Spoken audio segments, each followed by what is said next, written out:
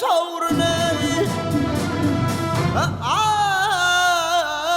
ayterim urvan çadeginin oğula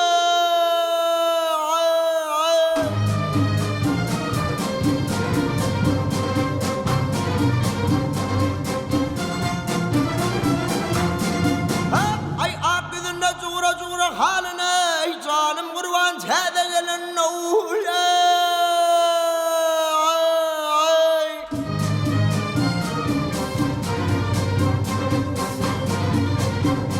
ay bilmem ne sevdağı sallı başımni yarımdan diler men bugün hoşumni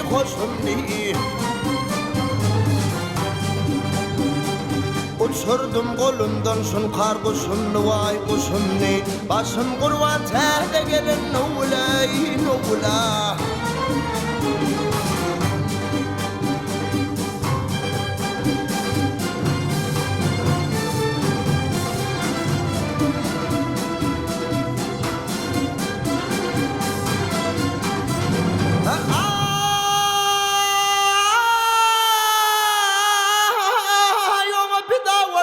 şirin zalim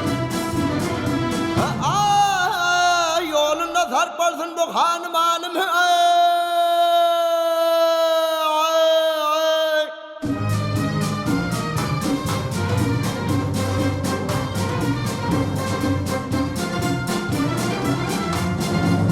ay Tayyip Khan'dır benim sevgili yarım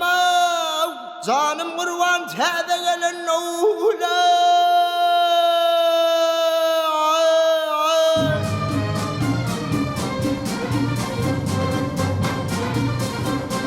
ay hebrati yerden divanı oldum aslında gam çektim sarvarım folluyum gel follum